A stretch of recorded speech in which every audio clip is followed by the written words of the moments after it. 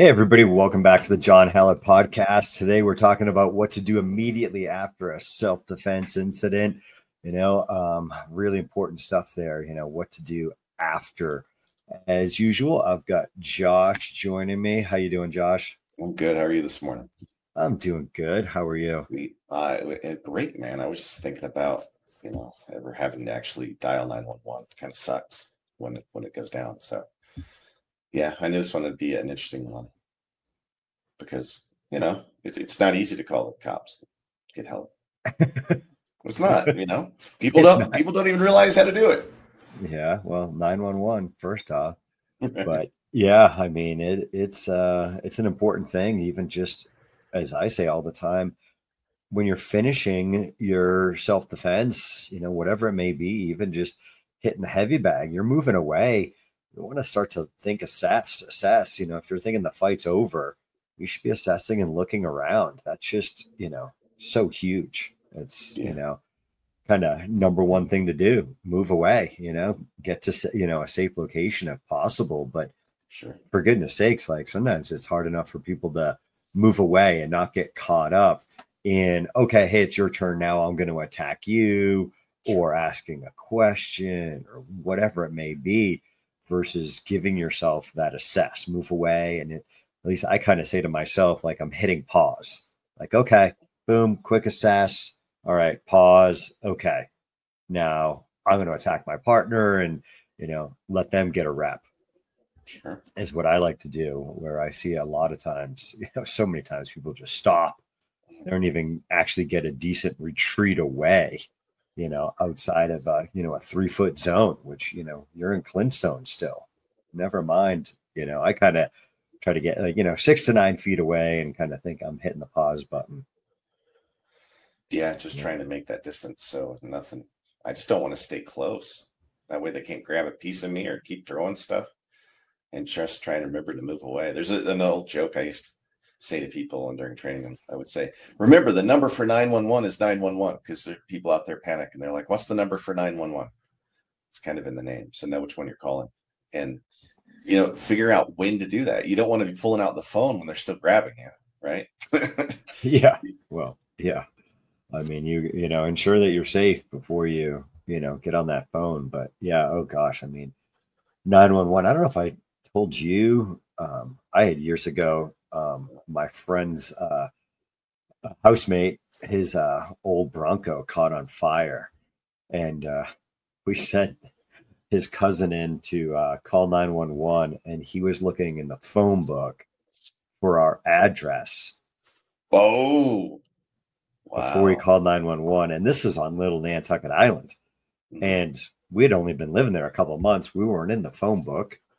And we're like, we're right across from a beach everybody knows on Nantucket. Like, all you have to do is say to the 911 operator, there's a fire right across from Fisherman's Beach. They're going to be there. But the panic set in, right? And he didn't know what to do. And and he's looking for our address to be able to give him, where the fire is and where your brain goes. I'm like, you didn't even call, they're not even on the line.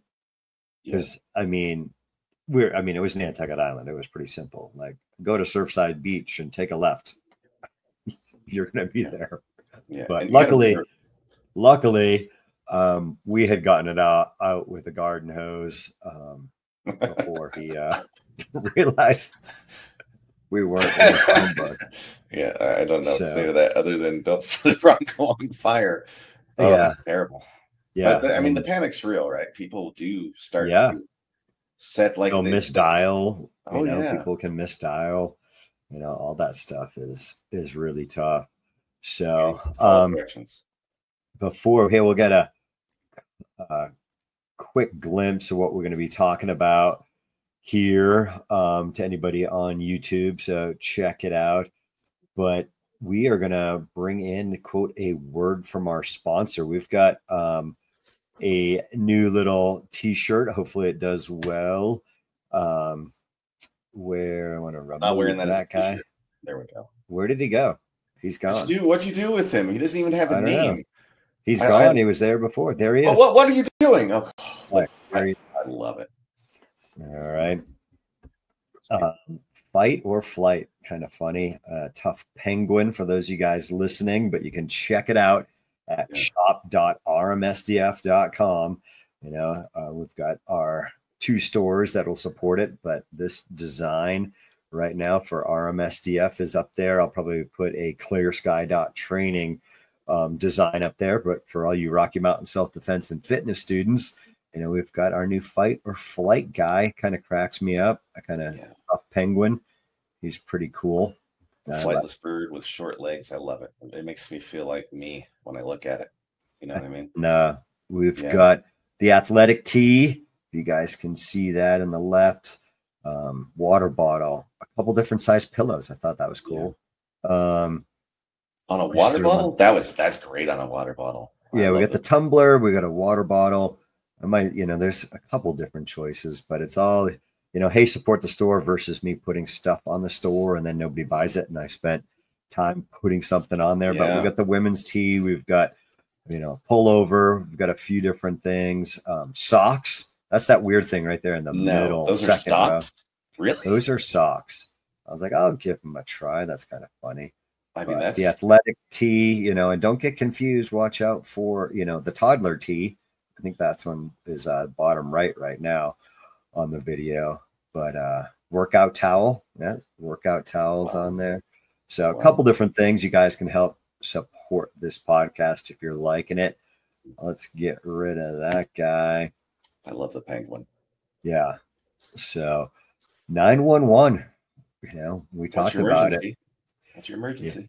Yeah, you make a good 911 operator. Me? I actually, I probably would be like, could you tell me what's happening right now? Could you walk towards the individual and tell him to stop beating you? Please, stop hitting you. Yeah. Stop hitting me. Have you tried using your words? Yeah. I mean, the reason you're calling 911 is because something's already has happened or is going to happen. Yeah. I mean, if you've got enough space and distance, getting 911 on the line and getting them coming to your location sooner versus later is always important. But, again, it's that almighty time, key to winning a fight. I need time. I need distance, first 2. But, I want to be the first one to report the incident. There's a good chance that the other person calls in and reports the incident and, you're at home eating a hamburger. Yeah. You're kind of looking like the more guilty person there. So I would be, even just something, a lot of us guys like, whatever. But, it is better to get your side of the story out there. Yeah. If it, especially, the higher up it goes into degrees of assault. Simple assault, maybe a little push. Maybe I'm not. Maybe it's a good idea. Do I want to do that? Hey, it's a little pushing thing, whatever. But, that person could, have miraculous injuries now after this and turn the whole story around. So it's always better to report it than have the other person report that crime or, simple assault, whatever it may be. Yeah. Start of the legal record with the 911 call. It's the only way documentation occurs. So it's got to start with you, protect yourself, dial 911. Yeah. And keep it simple. I was attacked. I defended myself. I need police and medical help. Just keep it simple. Don't get into anything else besides that. I mean, as simple as you can, give them your location, but I was attacked. I defended myself, anything of that nature, you got to kind of practice that script in your own head. Mm-hmm. I was attacked, I had no choice, they had a weapon. I would leave it, no more than that, Yeah. I would not say, I shot someone, I killed them, mm-hmm. Anything like that, any details about the story, trying to, say why you were justified in doing your, what you did. Mm-hmm. None of that stuff, I would leave that completely out. Just, I need medical attention, somebody on the scene needs medical attention, hang up or, put the phone, I probably just hang up. Yeah. like leaving them on the line, and then whatever may be said is being recorded. And we all know we get excited, we say dumb things. We Yeah. talk about that in the kids class. Like, you get all mad at your mom and then you tell her she's dumb, or I hate you. You're the worst Don't mom in the bother you. world. Oh. Because you got all emotional and you say something like that. So, in this instance, dealing with the police is going to be a lot worse. It's a close one though, than dealing with your mom. Saying she's the worst mom in the world. But we say stuff when we're emotional, and you're going to have a lot of things going on after our self-defense incident. Even just, getting amped up, just a simple little fight, this fight, you're going to be pretty amped up. Never mind anything, higher level, somebody attacking you with a knife, you're bleeding. All of these things are going to come into play. And that, gets into, you want some first aid. You want first aid, and more than, a Band-Aid. You need a trauma kit at that point, and you got to dial 911 because you're probably going to need medical attention. I would certainly ask for an ambulance or something. Even if you don't think you need it, just have them come out and check you out. I mean, it's always better, but if you're cut, you need to attend to those injuries, ASAP, never mind if it's, something involving, you need a tourniquet. I would probably go for the tourniquet before I go for 911. But that's kind of going down another path. The police arrive on scene.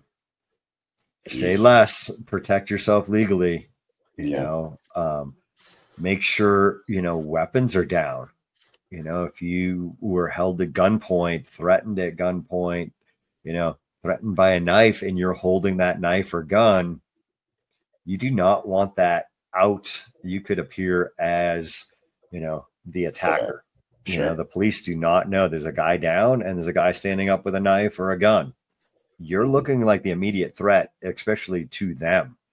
So you want to have that weapon down, secured some way, and it might be your weapon back in your holster and concealed. It might be down on the ground. I mean, that's going to be a judgment call for you. I really wouldn't put my weapon down unless the law enforcement were saying, put the weapon down, put the weapon down. I wouldn't reholster. I would do exactly what they said and put it down on the ground.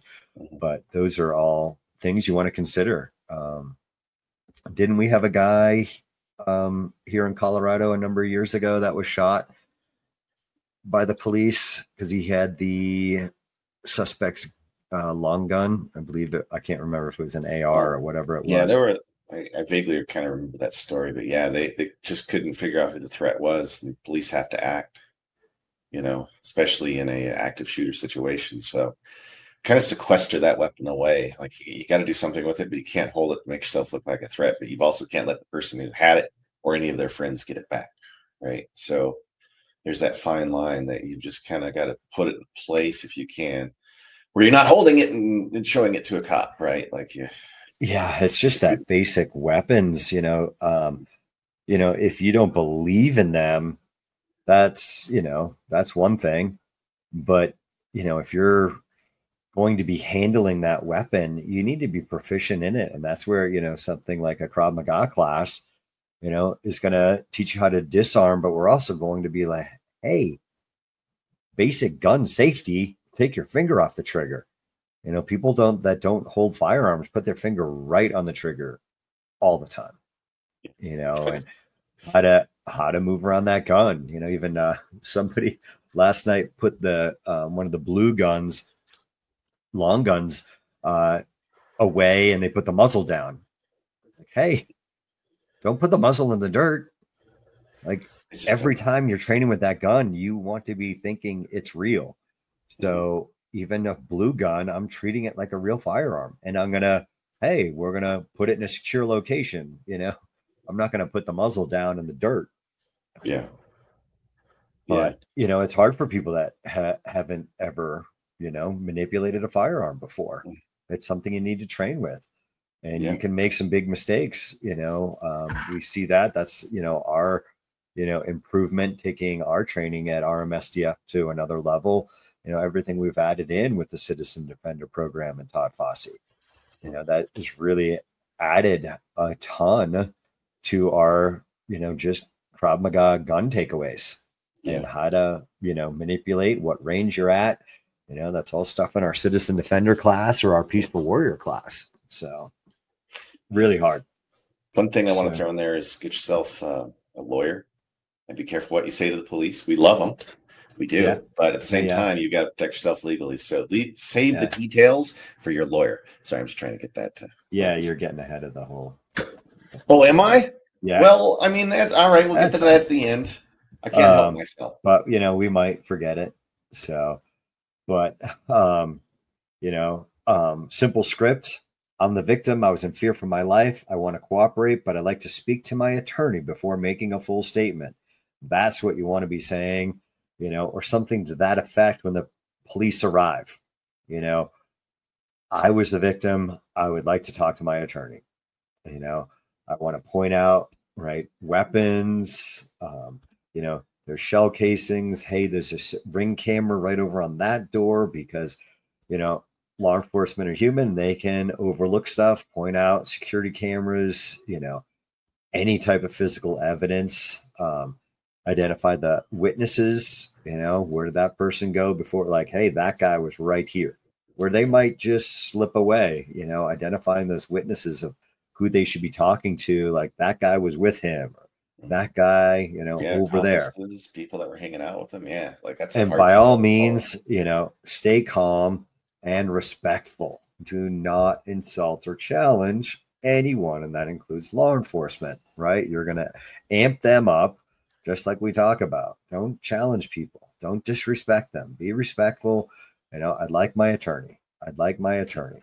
Like my attorney.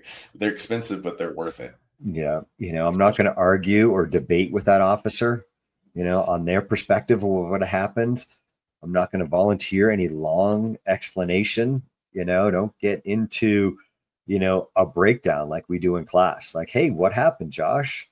It was a dark and stormy night. Yeah. The next thing I know, we were standing in an alleyway. I was drinking, those kind of details you don't. Yeah. You don't need those. We kind of go back, and kind of do a little after action sometimes on different scenarios, but that's not the person to get into the after action with. It's your attorney, in a real life scenario. We're just doing a little breakdown of what you saw, what you might have missed, anything like that, to try to capture those things. So the next time you're a little bit more aware of what you might have missed, or, good things that you did. And by all means, your tactics, or I should have done this, because your head goes, oh man, I could have done this technique, or, it would have been really great if I did this. No, none of that stuff, it is going to be traumatic enough, breathe in, breathe out, right? Relax, try to get yourself calm, and just speak to an attorney. That's, entirely better, in my opinion. You're going to feel rushed when the police start talking to you. Relax, calm yourself down. There's no timeline on what's going there, right? They're going to start pelting you with questions. Sometimes all you do is just breathe to yourself and not say a word. I mean, that's the urge to talk is going to be great in all of us. We're communicators. It's what we're social animals, right? So there's a fine line of talking and then shutting up. I mean that in a nice possible way, right? Like, just shut up. Just shut up. Shut up, Josh. Shut up, Josh. Okay. Like, and the people in your party, what happens if they start talking? You're going to be like, whoa, whoa, whoa, whoa, whoa, whoa, whoa, whoa, whoa. Save it for the lawyer. Yeah, especially somebody with you, like, hey, let's get an attorney. Let's, people start talking. That's tough. It's a really tough one. Snitches. No, I'm kidding. We're trying to. And always all this information, this podcast, and the image I brought up is all on ClearSky.Training, where you can train with us. We do mentoring there. We have our higher ticket one that I will work with you personally, kind of personal lessons via video and phone calls, video, whatever we need there is all on ClearSky.Training. There's tons of stuff on there. Our entire PDF on this episode will be located there. If you can break it down, you can go through, our quick reference, which we'll get to here at the end, is all on there. So check it out. It really does help support the podcast if you are, getting something from one of the shops or training with us on those videos. And we really do those videos for our students at RMSDF, and it just pays off. How much you're going to put into something. I was just, giving somebody a hard time because I missed the last test, and is there going to be an advanced test in September? And I laughed. I'm like, it depends on if you guys are training, like, and how much you're going to push it, at a certain point, basic, intermediate, is your self-defense training kind of a hobby? Getting into that advanced zone, this is becoming a lifestyle, and it's not something you're really doing 2 days a week. You got to step it up. I mean, I've talked about it, it's off subject to this one, but you got to be training hard, guys. Even if you're not trying to, promote up to a belt, are you really taking your personal security seriously? Because, a couple of times a week is just playing pickleball. You want to get expert level or, black belt. That's something you're doing just so much. I hate to put a number on it because, those numbers can fluctuate from week to week. But my goodness, if you're only training once, a week, 52 hours a year, that's, Give me 52 hours. Good. That's about it. I mean, that's just over a work week. A lot of people, I work more than 52 hours a week. So I know you make me do it. I'm lucky that a lot of it's self-defense. So there is one thing I do want to say, like, just to piggyback on what you're saying, is that not only do you need to train, but you got to do it and make the mistakes here before you make the mistakes out there. Yeah, because we all make mistakes. Fail with us, so we can be successful on the times that we need to be successful. Yeah, that's why we're here. That's why I'm with John. So funny. All right, post-incident legal and mental prep. You've really got to understand the 5 legal elements of self-defense, right? Imminence, proportionality, avoidance, and reasonableness. You didn't start the fight, right? You're innocent, but it's got to be an immediate threat, for you to do something. Are you matching their force with proportionality? Avoidance, you couldn't retreat. I'm not a huge fan of the stand your ground. In my opinion, I think you have the right, believe me, but if I can retreat, even if I have the legal stand my ground state, wherever state you're in, I would retreat whenever possible versus standing my ground and going, I'm not moving. I think it's a better, in a civil case, in my opinion, that, hey, I try to. Now, is there some time you cannot? Yeah, absolutely. But if you have a means of retreat, just because I can stand my ground, I wouldn't do it. I would get distance. I will totally go flight. I mean, I will turn into flightless penguin. I will flap those little wings to get out of there. Turn into a really ugly hummingbird. Yeah. But run. If I run, I don't get stabbed. If I run, I don't get beat up. If I run, I don't get shot. Yeah. Your actions were, what another sane person would do. It's reasonable. You weren't smashing somebody with a rock that slapped you in the face. A reasonable person is going to go, slap them back, push them back, something of that nature, not, oh, they slapped you in the face and you went to guns. Yeah. That we see that all the time. You know, Too you're high. gonna, oh, sorry, you got something on I there? was going to say it's a little too high of an escalation on the old ladder there. Yeah. It's a step, not, well, Yeah. whoa. Yeah. Your mom told you to clean your room and you're like, you're the worst mom ever. Right. You just escalated that way beyond what Right. it needed to be. But, Negotiate. your mental aftermath, you're going to have an adrenaline crash. Some people Yeah. aren't used to experiencing that, memory gaps, emotional distress, and putting those pieces together when we do, things like bull in the ring, other drills, things will come back to me after, like, what happened there? Right? There's those little things that given time will come back. Hopefully. Sometimes you're just like, I didn't even know I did that. I've seen early on a Taekwondo tournament. I pulled off a move that I had trained. I was like, oh my gosh, there it is in the video. I didn't even remember I pulled that move off, you know? So those things happen, giving yourself time, like we talked about, get an attorney, but some things might not come back, Yeah. that's just the way it is. By all means, avoid posting or talking about the incident. I can't believe you're saying this one, but yeah. You know, by all, like, don't do it. I mean, I would want potentially to take pictures for myself, for my own evidence, like, that you have it. But posting that, I mean, it would be great if somebody's rolling video, your spouse, somebody, but by all means, do not post that out. That's, you got to look at that as evidence, and people look at that now as like, look at the shit that happened to me.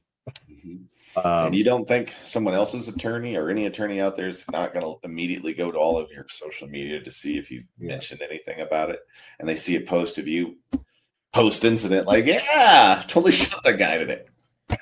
Yeah, I mean, it even sounds if you dumb, were but people do it. Even if you were in the right, it's going to make you shine in a bad light. Like, hey, you wanted to do this, they're going to turn that stuff around. Yeah. You wanted it, you provoked it, even if you didn't, just by posting it, you're going to look this is what I trained for. Yeah. Shut up. Yeah. You didn't train for this. Yeah. As we said, seek legal counsel, and possibly, a trauma counselor,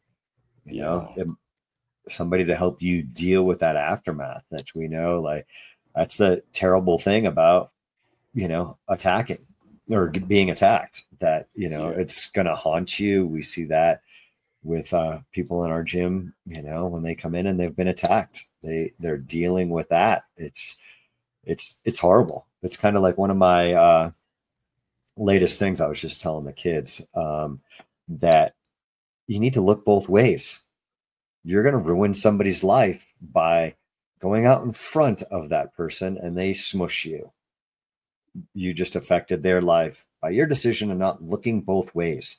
I mean, these kids are horrible. I mean, my wife I was just telling her this story that I'll tell you here in a sec, that we're so reaction. We're going to wait until, how many deaths happen, and put parameters around some of these things. I've said it before, I hate to be the old guy, but these electric bikes are going fast. These scooters are going fast, and these kids don't have a driver's license, and they're cruising around like they're 25 miles an hour. Yeah, no cares in the world. Cars are supposed to stop to you. I don't know what these parents are saying. I'm like, I would tell kids, like, you don't look both ways, you're going to get smushed. Yeah, you are not a vehicle. That's your self-defense against a car.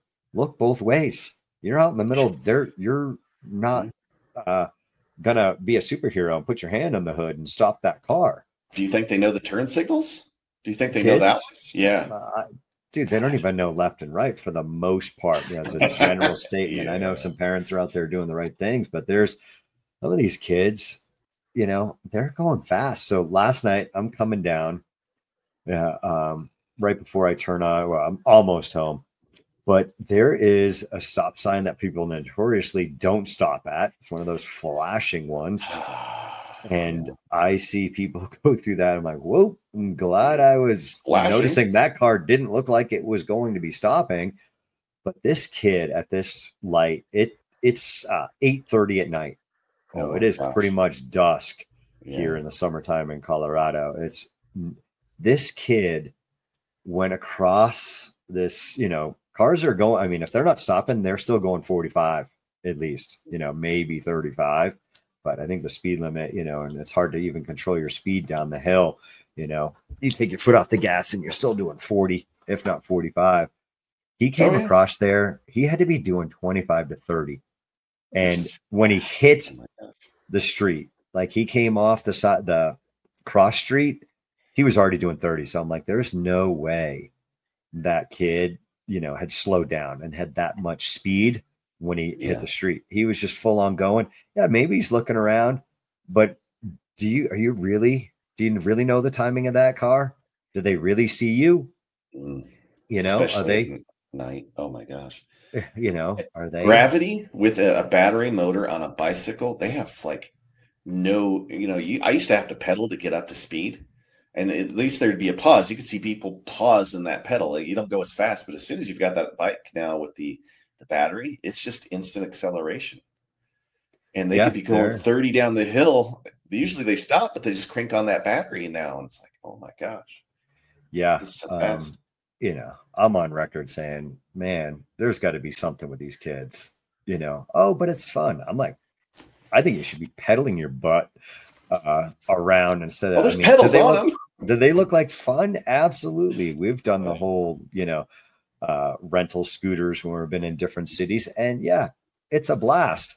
But you know, you got to have some parameters around it. I mean, even a lot of those cities aren't letting you ride on sidewalk because people are freaking smashing Yeah. into people and they're going fast on just a scooter. It's Yeah. ridiculous. I don't know. It's the whole consequence thing. It's one of my other things. Hey, I messed up with the cell phone with my oldest. And we don't know these consequences, but I kind of say all the time, like these kids are being tracked by their parents.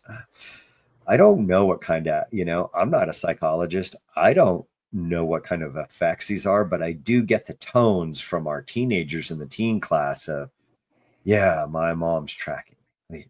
She knows where I am. Versus we were out there, our moms didn't know. And everything I hear from the moms is it puts me at ease knowing where they are. Yeah. But Yeah. what about the effects of your kid? Yeah. Like nobody in history has known where their kid is. Moms have dealt with this before.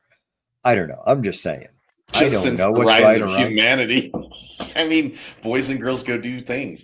People do things all the And time. parents worry, and they could still be wherever, and they could be in trouble. So A I lot. don't know. I don't know what this technology, is doing to our kids. That's all I'm saying. And I'm saying I screw up plenty. Yeah. Um, I was going to say all of my mistakes in life happened when I was out doing something crazy, right? oh, But I not even learned a that. lot. No, I'm just like parenting. Like I've Oh, messed up plenty, no. I was talking and the about kids have myself to as a make kid. mistake. Yeah. I mean, we got to make mistakes. I'm just saying like a stalker is traumatic to people. And now you have Yeah. parents stalking you. Has anybody done any studies on this stuff? That's all I'm saying. I'm It's going to like get my PhD with it now. I'm going to go study that and something. I'm going to publish. Yeah. So that's just my like side note of stuff I think Yeah. about besides all this. If you think all I think about is self-defense, I think about stuff like that. Hey, well, soon your AI will be with you everywhere you go. So, I mean, you'll be used to being tracked. You'll be used to having that companion, probably telling Will you you things like, or will it mess with you? oh, I didn't say it was going to be healthy. I I just just said it's said gonna be you're going to have healthy. somebody with you for better All or right. worse. Let's wrap this guy up. Quick reference, get safe, move to a safe area, call 911. I was attacked. I defended myself. I need help. Identify evidence, point out weapons, cameras, witnesses, say less, ask for a lawyer, stay calm, breathe, document, don't confess Oh, is good your one.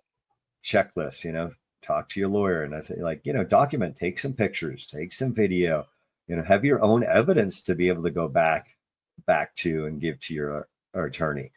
So that pretty much wraps up, I guess, this series, Josh, on the ClearSky self-defense and fighting system.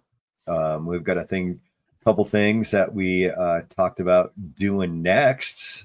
Anything you're thinking of? I want you to work on your book called Punching My Way Through Life. I think that's what we should talk about. We'll get it written, and we're gonna get that one done. That's what I want. That's what you're punching your way through life. That's your title. That's what I would put. I mean, it's got to be catchy if you want to be a New York Times bestseller.